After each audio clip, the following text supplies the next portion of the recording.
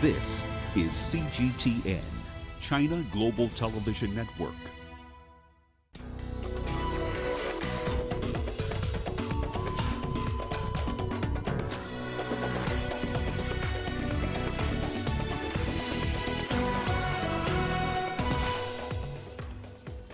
Joe Biden is inching closer to victory in the race for the White House. We bring you the latest updates. UN boss Antonio Guterres calls for the de-escalation of tensions in Ethiopia as Prime Minister Abiy Ahmed defends the objectives of his military operation. And humanitarian efforts have resumed in Libya following the ceasefire announced in October. Hello and a warm welcome to Africa Live on CGTN. I'm Lindy Mtongana in Nairobi. And with me is Uche Okoronkwo with a preview of your business news. Thank you, Lindy. And here's a look at what's coming up on Africa Live Biz. Ghana's gold production is projected to grow by 9% next year. And the US Fed holds its benchmark interest rate to help boost the American economy. Of course, all that coming up within the program. For now, it is back to you, Lindy. Thanks, Uche.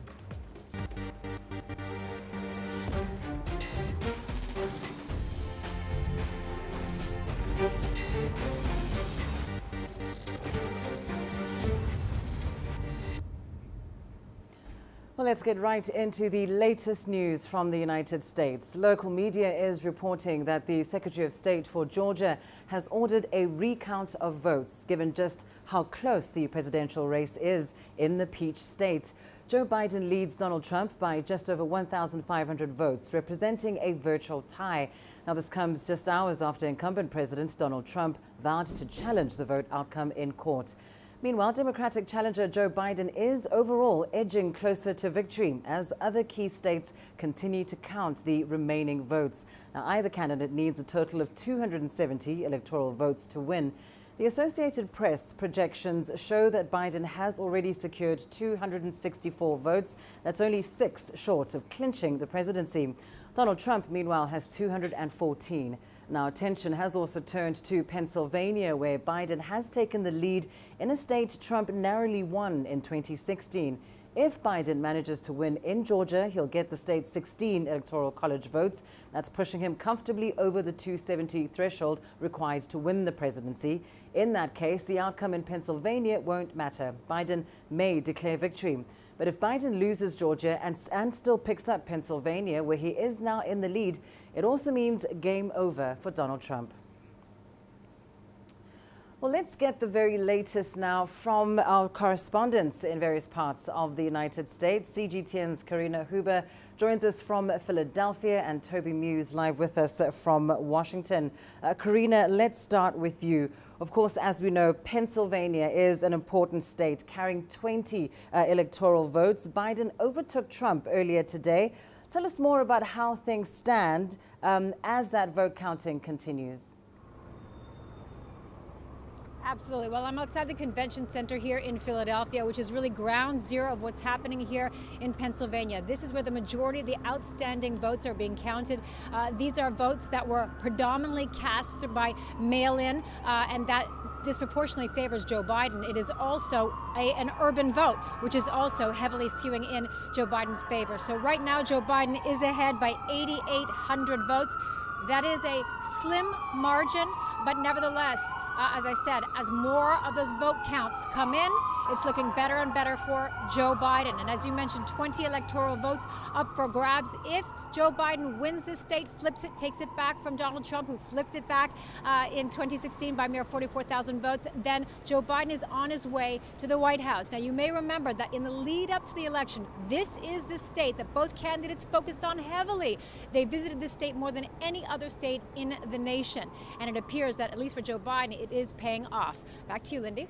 Well, thanks very much, Karina. We'll be back to you in just a moment. But for now, let's head to Washington. Of course, Donald Trump is not happy with how things are shaping up for Joe Biden.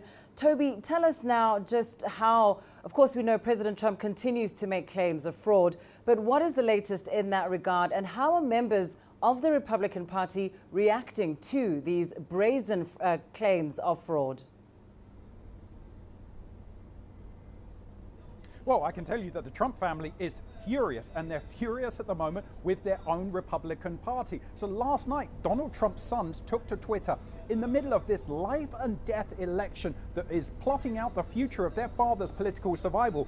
And they blasted the Republican Party. They said, where are the Republicans? Why are they not rallying to the defense of our father, the president, the leader of the Republican Party? And I think this has been the biggest story outside of the vote itself of these recent days. How silent so many of the senior Republican people have been after the vote has been. We've even had some Republicans come out and criticize the president's language. They've called it irresponsible when the president has said that there was vote rigging, that there was vote stealing and fraud. Some Republicans have said this is not appropriate language, it's dangerous.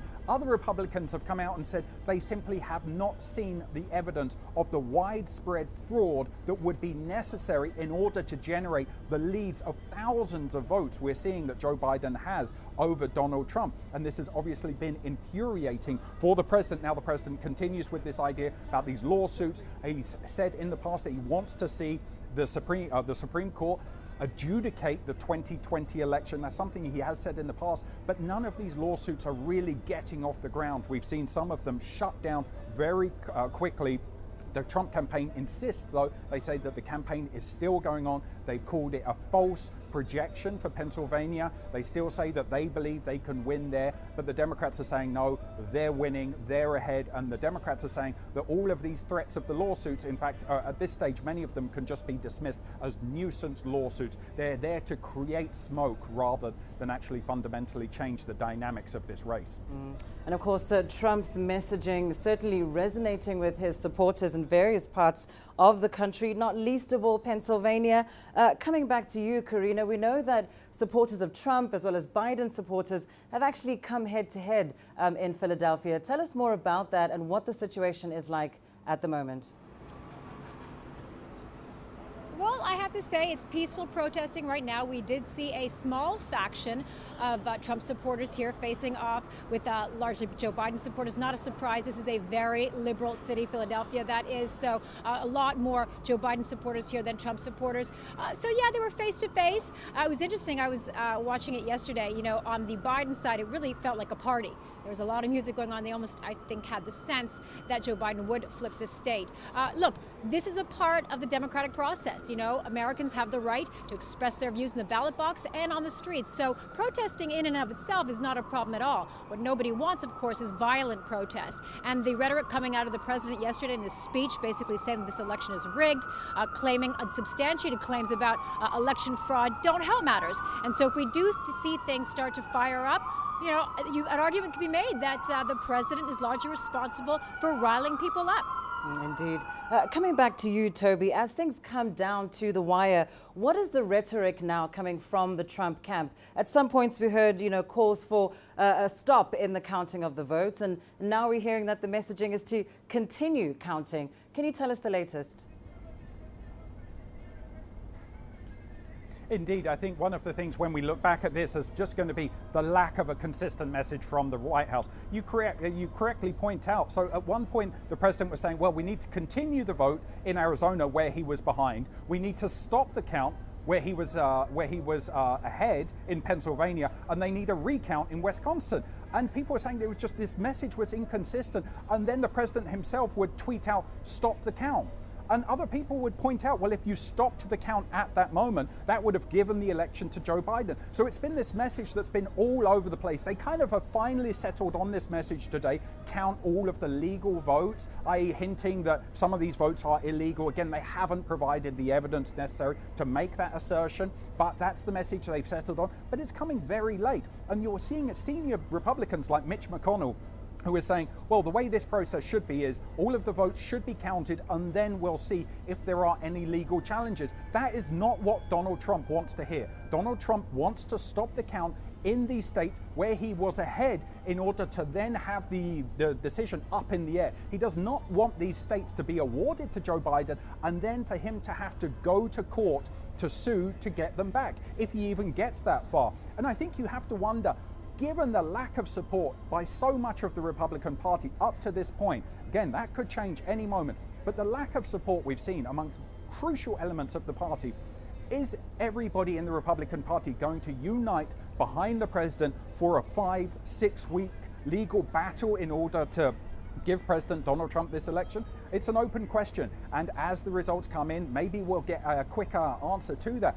For the Democrat side, there's been a question amongst the Democrats going on around for weeks. If Joe Biden were to win, what would they do if Donald Trump simply refused to leave the White House? Well, the Democratic Party put out a message today saying that if Joe Biden was to become the president, the government was more than capable of removing trespassers from the White House. That gives you an idea of just the levels of tension, the kind of language being used at this stage of this campaign here in Washington, D.C. Oh, absolutely. It is becoming a rather fierce fight. Toby Muse, thank you so much, live with us there from Washington, D.C. And thanks very much to Karina Huber in Philadelphia. Of course, that state, an all-important one with 20 electoral votes on the line. Now, for those of us reporting on the current U.S. elections, we have had to cover issues like electoral fraud as well as violence many times before. And for some viewers in Africa following the U.S. race, these are challenges which they've seen in their own elections time and again. Astatal has more on their thoughts on the current state of the U.S. presidential race. When it comes to African elections, accusations of fraud or violence can seem like par for the course. These include the recent presidential elections in Côte d'Ivoire and Tanzania, where opposition parties have accused the incumbents of electoral fraud. But for America, the 2020 presidential election is the first time many U.S. citizens have had to confront these issues. We have seen them preparing for violence, people barricading their shops and their offices, preparing for looting and violence, something that we normally experience in Africa. Can this happen in a country that has seen democracy for centuries? As the race between former Vice President Joe Biden and President Trump gets tighter, the accusations have increased. President Trump has doubled down on claims of electoral fraud, stating he has already won many critical states. This has worried some Africans on the continent. Trump declaring himself president in America is a very dangerous trend, especially for us Africa. Because tomorrow we are going to have leaders from all over coming to claim that they have won elections. And America is losing direction as a world leader. It doesn't give a good image of democracy. That's not what we are used with the United States. We are used to see a country that respects rights, respects the Constitution, respects all things democratic. But now with what we see on television, we don't know anymore. Indeed, no one knows what will happen next in the world's longest-standing democracy until all the votes are counted. Astatal, CGTN.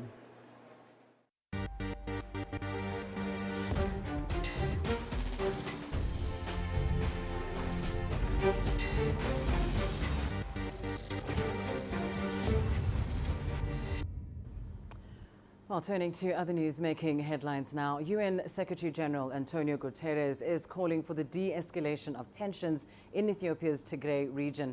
A statement released by spokesman Stefan Dujarric called for a peaceful resolution of the ongoing dispute between the Ethiopian government and regional forces of Tigray. Ethiopian Prime Minister Abiy Ahmed has ordered a military operation in the region as tensions between the two sides boils over. However, Guterres says Ethiopia's stability is paramount for the entire region. The statement also expressed the UN's support for Ethiopia's reform agenda. Meanwhile, the Ethiopian Prime Minister has defended his military operations in the Tigray region. In a brief statement on his Twitter account, Abiy Ahmed says the military operations are limited and aimed at achievable objectives to restore the rule of law and the constitutional order. Meanwhile, Sudan's acting governor of Kassala province says the country's border with northern Ethiopia has been closed until further notice due to the tensions. Well, still in Ethiopia, the country is battling a new wave of a locust infestation that the UN's Food and Agriculture Organization warns is threatening food security. The agency says it has the resources to control the swarms until the beginning of 2021, but uncontrolled breeding in other countries still poses a huge threat. Coletta Wanjoyi has more from Addis. Farmers in parts of the country are reeling from losses due to the expansive desert locust infestation. 5 regions of the country are greatly affected. The damage caused by the first batch of swarms was not as bad, but the eggs that the swarm laid are what hatched now and are causing major damage on crops and grazing land. Secondly, the animals also get sick if they eat whatever is left from the locusts. This is the crisis we are in now. The UN Food and Agriculture Organization says over 200,000 hectares of land in parts of the country have been damaged by the pests since January. Between the 2nd and the 8th of October, 2 planes unfortunately gone down. One of the FAO plane had some mechanical problem. Quickly, we addressed the situation. Today, FAO has brought 4 spraying, as we speak today, FAO has 4 spraying aircraft. Government has 3 additional, and that is in addition to the survey aircraft. The Desert Locust Control Organization of Eastern Africa that serves 9 countries says Ethiopia and Somalia are the most affected in the region. Somalia is another country where it has been very difficult to control. On our part as the Desert Locust Control Organization, we have not been able to go there for a number of reasons, but the ministry there has been able to hire helicopters, and we are in touch with the officials there, and they are doing spraying using helicopters. It's a region where I keep emphasizing for the organization, we need to concentrate our efforts on the breeding areas. If we are able to control the insects where they breed, then we will make sure that they don't come over to the invasion areas. Most of these other countries, DLCO covers 9 countries, and most of them are invasion areas. It says the biggest challenge in control is old equipment and uncontrolled breeding grounds. Yemen is one of the major breeding grounds of the pests. Ongoing chaos and conflict in the country, where most of the swarms have originated, have made spraying of pesticides by aeroplanes at the sources very difficult. UN Food and Agriculture Organization warns that if the invasion in Ethiopia is not fully controlled, neighboring Kenya will be hit by a second wave. Coletta Wanjoyi, CGTN, Addis Ababa, Ethiopia.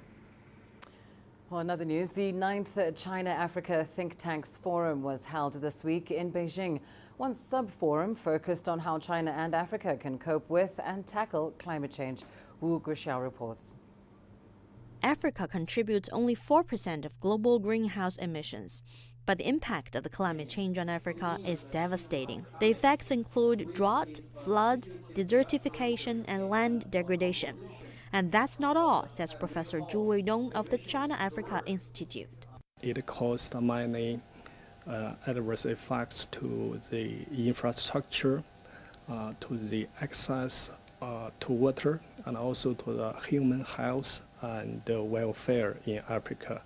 And it also caused many poverty to African people, and also even caused the forced migration, and also caused even the conflict in many areas in Africa. China has a long record of cooperation with African countries, but Professor Zhu says cooperation on climate change issues has been a more recent phenomenon. Since 2013, China has been building weather monitoring and forecasting infrastructure on the continent and helped the countries launch weather satellites. Cleaner development is also a part of that cooperation with the building of hydropower stations. But challenges are prominent also. The biggest challenge is from the public. Chinese and African people do not have enough awareness of the seriousness of the climate change problem to voluntarily cooperate with the government. They always think it's a job for scientists. Another challenge is continuity of policies, with elections causing turmoil in some African countries. The third is financing difficulties, as climate change projects require big investment over a long period and fewer rewards. 17 Chinese and African experts joined the discussions online and in person, calling for deepening joint efforts under the framework of international climate deals. Wu Guxiao, CGTN, Beijing. Let's take a short break. Here's what's still ahead on the program. Humanitarian efforts have resumed in Libya following the ceasefire announced in October. And an update on the coronavirus pandemic. Egypt reimposes strict anti-epidemic measures following a surge in cases.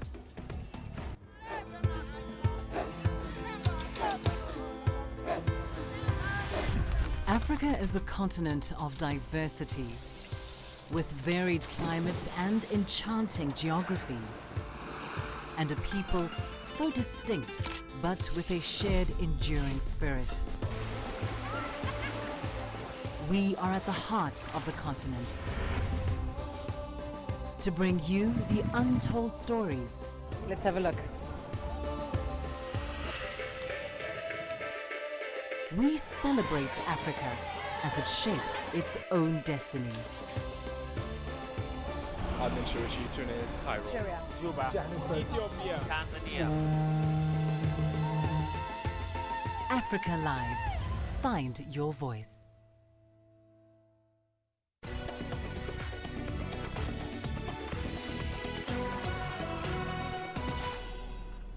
The China International Import Expo is underway in Shanghai, China. Our reporter Yang Chengxi is at the Medical Pavilion and today is going to explore one of the biggest categories of new exhibits, cancer treatment solutions. One of the consistent themes of the Medical Pavilion has been cancer treatment solutions. According to the China National Cancer Center, Chinese people spend about $33 billion on cancer treatment every year. The country needs advanced drugs and equipment.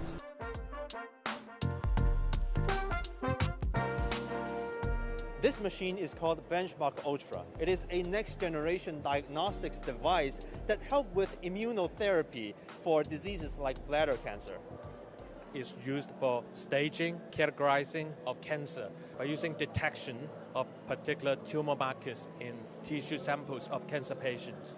What is special with the Ultra Analyzer? As you can see from the analyzer, there are individual slots. These individual slots will enable us to assess individual testing. As soon as any testing is finished, we can take the result, report to our patient immediately. So I think with Ultra, we expect to improve the turnaround time of cancer diagnosis reporting to patients to enable patients to get the result earlier and to start treatment earlier.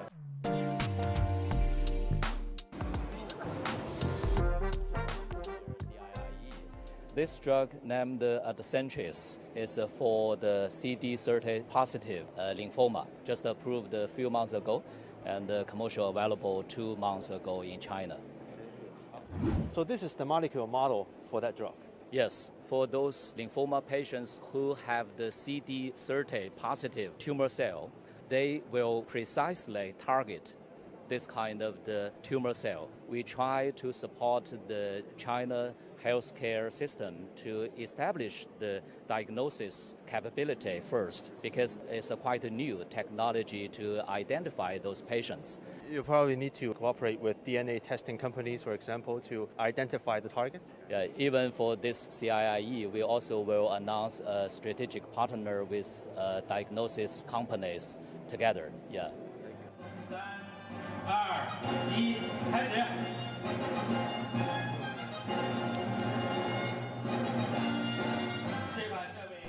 This is called Unity, a cancer radiotherapy device. It's being displayed at the CIIE for the 3rd year, and this August it received an approval from China's medical regulator. It went from being a showcase item to an actual product in China. We've been working closely with regulators, customs authorities, and leading hospitals for the past 2 years. After multiple rounds of testing, we finally received approval. This is a revolution in radiotherapy. In the past, it was difficult for doctors to visualize the radiotherapy process, but now they can using this device.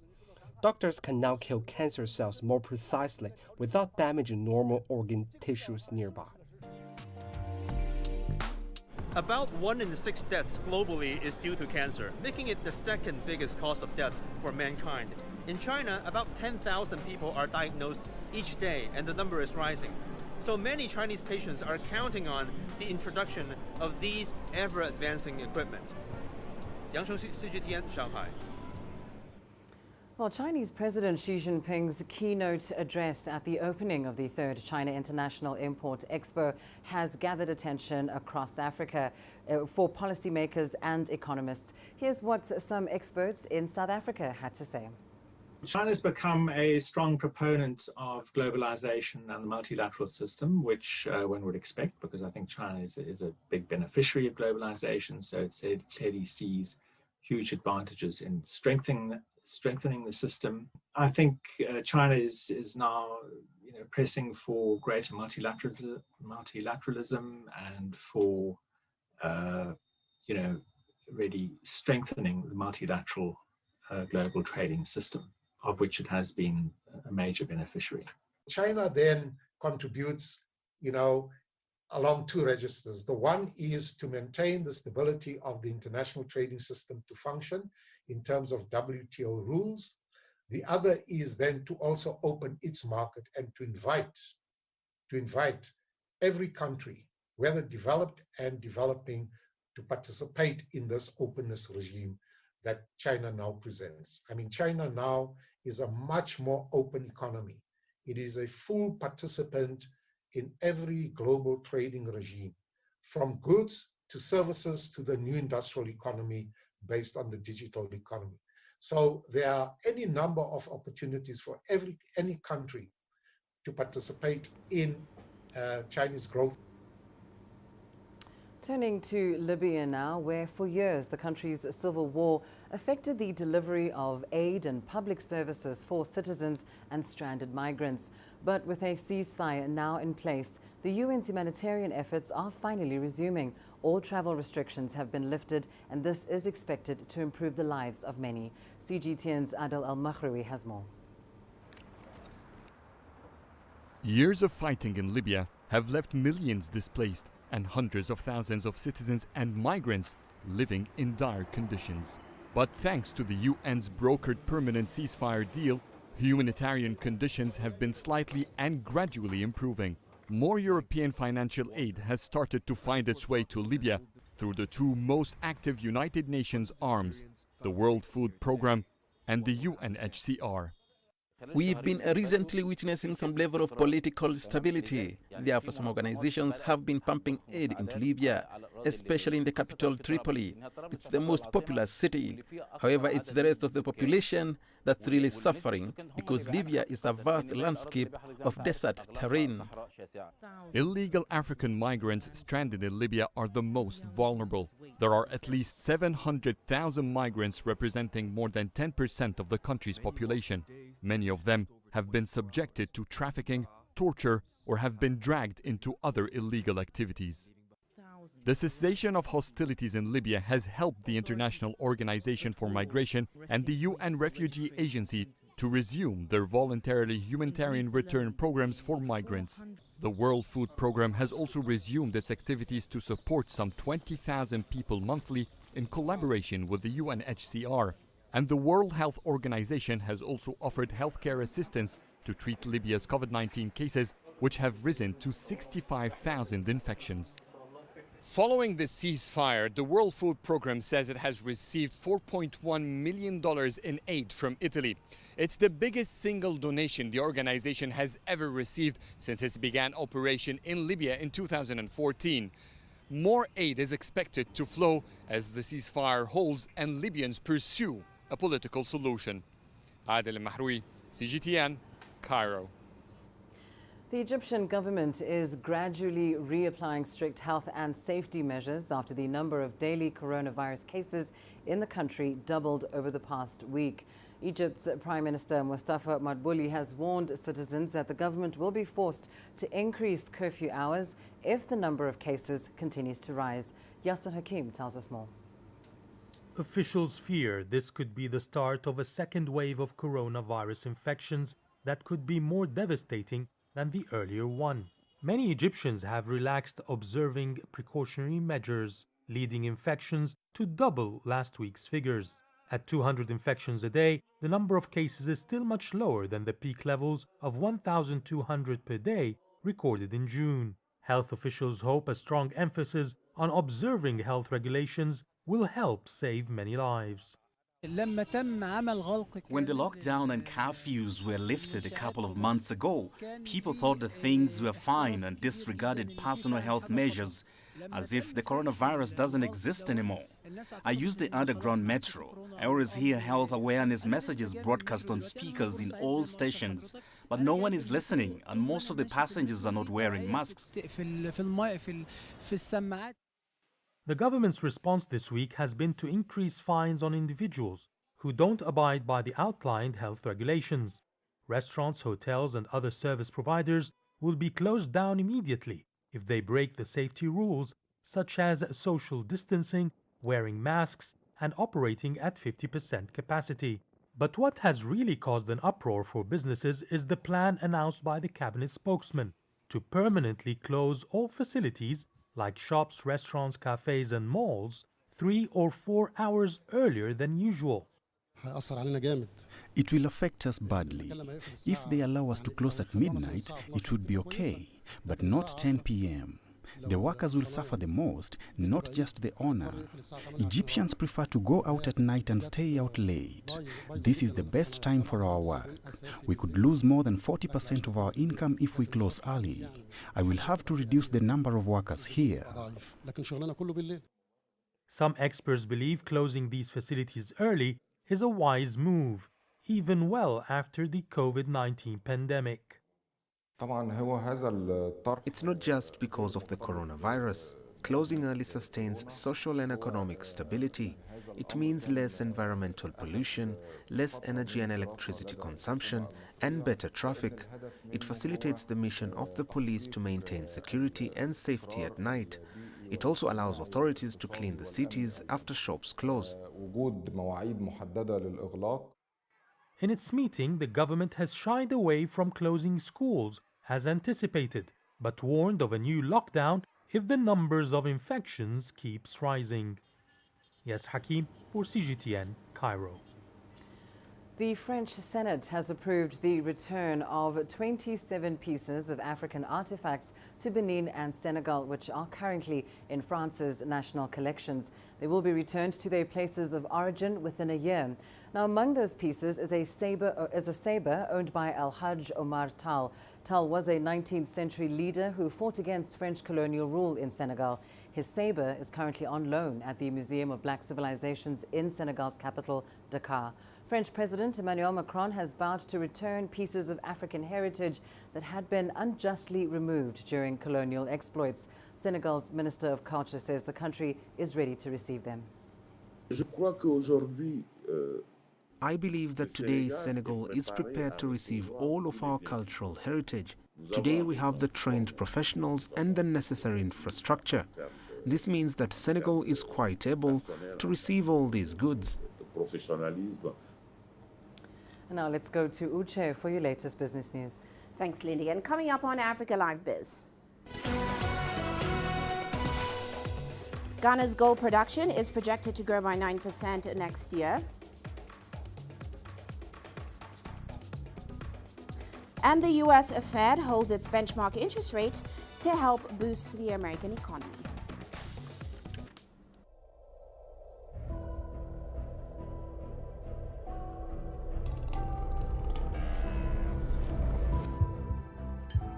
This has taken me completely out of my depth, but at the same time it's exciting. It's new, it's different, it's a challenge. It's really exciting.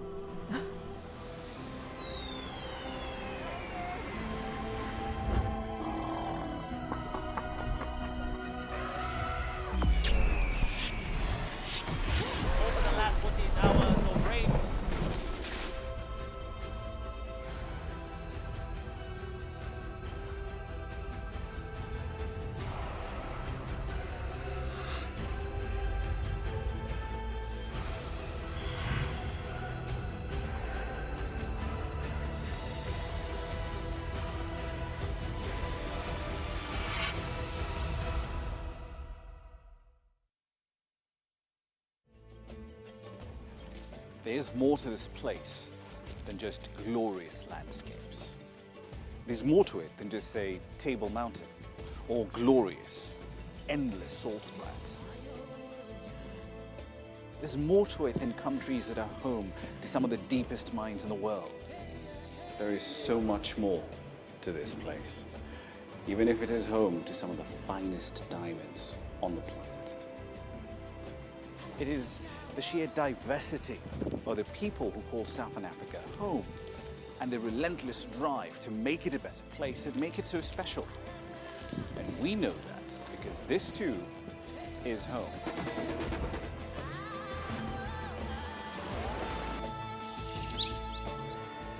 No one knows Southern Africa like we do. CGTN. See the difference.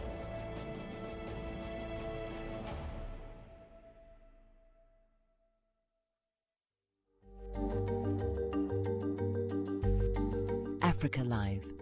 Find your voice.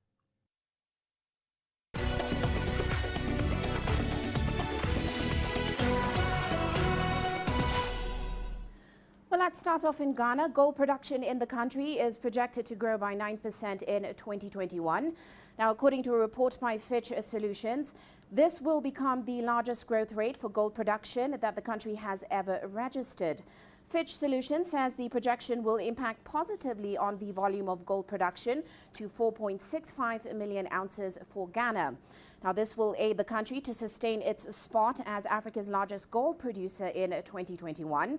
Ghana currently leads South Africa in gold production capacity after the latter lost its position in 2019. And let's now shift to Nigeria, where the aviation industry is one of the sectors that have been badly hit by the COVID-19 pandemic. Now, many local airlines there are struggling and have been forced to declare workers redundant. But the government has moved to assist industry players through a cash bailout. Here's CGTN's Deji Badmus with more. It had always been a question of the size of the bailout and not if the federal government will provide funding support for the Nigerian aviation industry.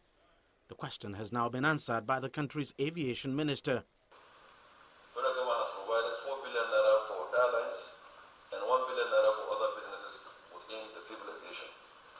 We are putting criteria for the disbursement of those funds, and once it is done, it will be transparently done, and they will be so disbursed. The disbursement of the funds is expected to begin in the coming days. It will come as a relief for an industry that was already facing serious funding challenges even before the COVID-19 pandemic hit. But some experts say the process needs to be reviewed to ensure only deserving airlines get funds. The same minister that announced the 5 billion for the airline said that the airline are owing 19 billion and $6 million. 19 billion naira and $6 million. So the question I ask is, what is the wisdom in giving them money when they are owing? So if there are people that are not owing among the airline, it's okay. They could be entitled to the bailout. But if there are people, if there are airlines that are owing, they should not be entitled to any kobo of that 5 billion. This is not the first time that the government is offering bailouts to the aviation industry. Hefty bailouts by the government between 2009 and 2012 failed to turn the industry around. That led to accusations that some airlines simply misused the funds. In 2012, they collected over 200 billion. The question is, what did they do with it? What did they, those who collected the 200 billion, what did they do with it? How many of them have returned? It's not clear if the latest bailout will make any difference. But one thing is certain, the Nigerian aviation industry is in a bad shape. The situation worsened by the COVID-19 pandemic. All airlines have been forced to lay off staff and have also slashed salaries. Most of them are deep in debt. The aircraft that flies, the onboard service, the airport that receives, and the parts aircraft, the engineers, the pilots, the entire value chain of aviation has been tremendously affected. If we're going to talk in figures, I mean, we've been talking about figures in the past. It's tons and billions of dollar loss. The $13 million bailout fund is certainly low compared to what some aviation experts have said is needed to turn the sector around. But at this time, just anything the industry can lay its hands on will go some way to help address some of the challenges bedeviling an industry that needs every and any help it can get at the moment. Deji Badmos, CGTN, Lagos, Nigeria. Now, public transport systems in Africa suffer from a combination of poor planning as well as a lack of infrastructure, which in turn translates to poor quality of services for commuters. Tunisia is, however, one of the few nations in Africa that has a well-developed public transport system that enables a seamless flow of movement across its major cities. As CGTN's Adnan Shaushi now reports, the North African state is now scaling up efforts to improve its public transport while coping with new challenges posed by the COVID-19 crisis. Habib Hassan is a bus user who travels for more than 20 kilometers per day to work in downtown Tunis. He claims that despite crowding on public transport, services have improved over the past 2 decades. Sometimes the bus is packed and it's uncomfortable to travel. However, the buses are available from and to the city center. One can easily travel to any area in the Grand Tunis district in less than 1 hour because there are hundreds of bus stations connecting all districts. It was more difficult in the past. Tunisia's light rail network, or metro, is made up of 6 lines covering 45 kilometers. There are 68 stations in the capital city Tunis, which is served by an extensive public transportation network made up of buses, a light rail system, and a regional train service connecting the city center to some of Tunis's northern suburbs. I never use my car. I prefer the metro because the ticket is affordable. I am a civil servant. The metro station is next to my office. I encourage people to use public transport to reduce pollution and to save money. In the wake of the COVID-19 pandemic, Tunis transport company Trans2 has imposed a new health protocol at all metro and bus stations across the country. All passengers must wear face masks, but experts assert that respecting social distancing is challenging. The Ministry of Transport issued new guidelines for public transportation during the first and second wave of the COVID-19 pandemic. The rules have been developed to provide guidance on public transport for operators and passengers. We've reduced by around 30% the capacity of all means of public transport to improve safety and security. There are 40,000 individual taxis in Tunisia. There are also collective taxis or rural transport vehicles. They are either minibuses with 8 or 9 seats or compact cars with 5 seats. The collective taxis are usually used by commuters who have low purchasing power or ordinary travelers who are looking for an efficient and rapid public means of transport.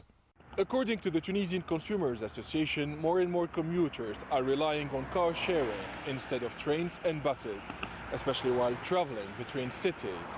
Experts assert that the Tunis Transport Company must digitize all its services in order to improve the performance of public transport.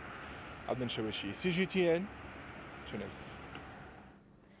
And to some international news now. The U.S. Fed has held its benchmark interest rate anchored below 0.25 percentage point as a measure to help America's economic recovery. Our Owen Fairclough reports in Washington, D.C. In the midst of a nerve-wracking presidential election and a global pandemic that's been ravaging economies everywhere, the US central bank has been trying to steady the ship.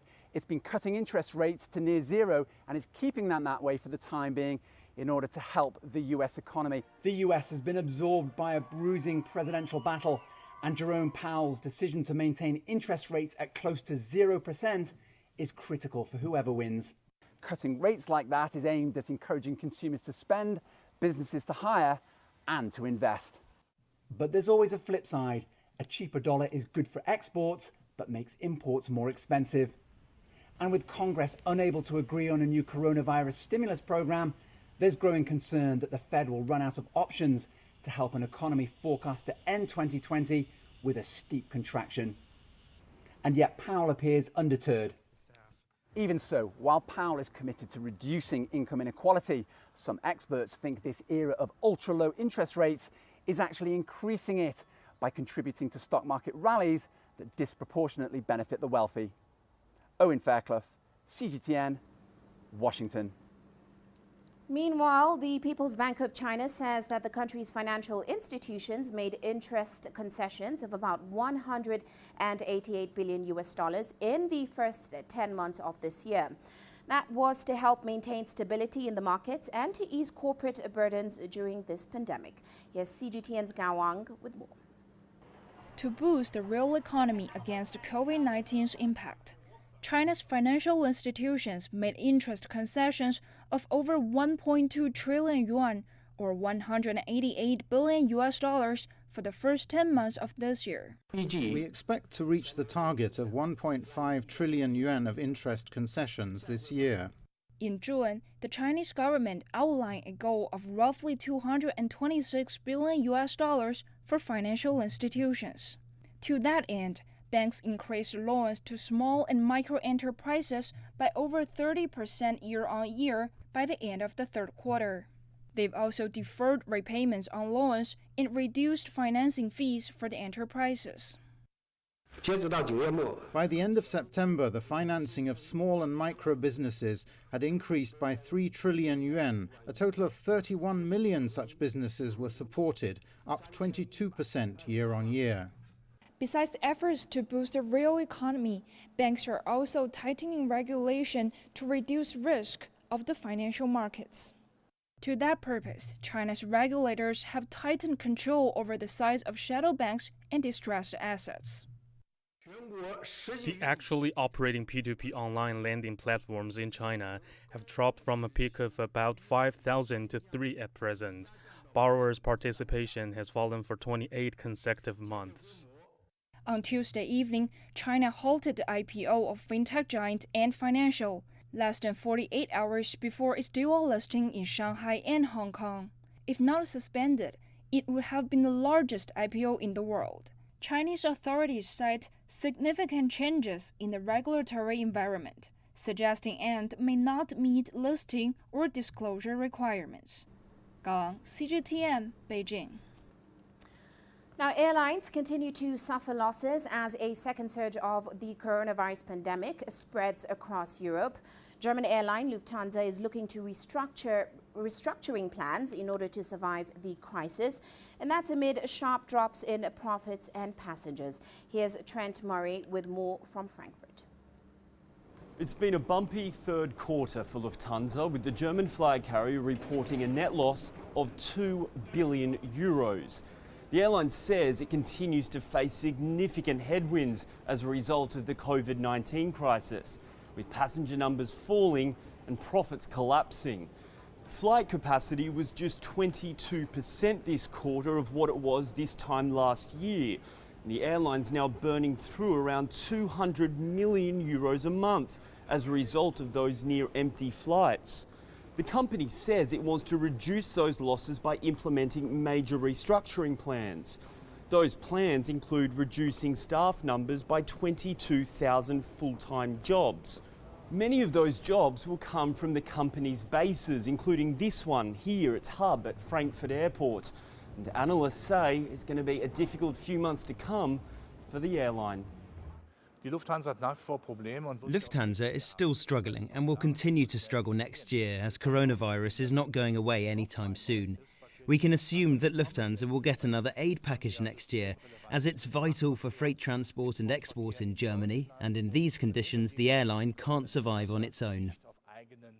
Now, the airline stresses it's in a strong position to be able to survive the crisis. It has over €10 billion in liquidity and has already received a state bailout of €9 billion from the German government. Lufthansa also has several subsidiaries, including Austrian, Swiss, Brussels Airlines and Eurowings. But across all of them, fleet and schedules are being slashed, with the expectation air travel won't return to pre-pandemic levels until at least 2025. Trent Murray, CGTN, Frankfurt. Well, that's all for now on Africa Live Biz, but still to come on Global Business Africa, we'll bring you the highlights from South Africa's Zondo Commission, where South African Airlines' former board chairperson has been testifying. All that coming up top of the hour. For now, it is back to you, Lindy. Thanks, Ruchi. Time for a short break. Your sports news up next. Coming up, table tennis players in South Africa chase success as Durban is declared host for the 2023 World Championships.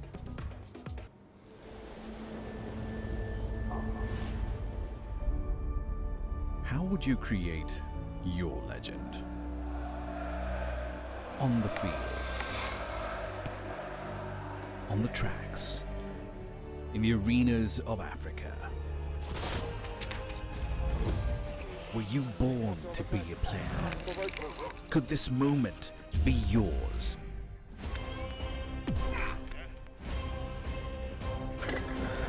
Sports Scene. Find your game.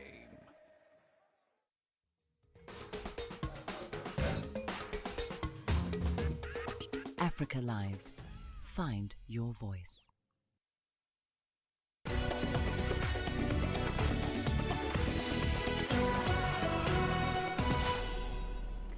Sports news now. The city of Durban in South Africa is a flurry of excitement as the World Table Tennis Championships is heading back to Africa in 2023.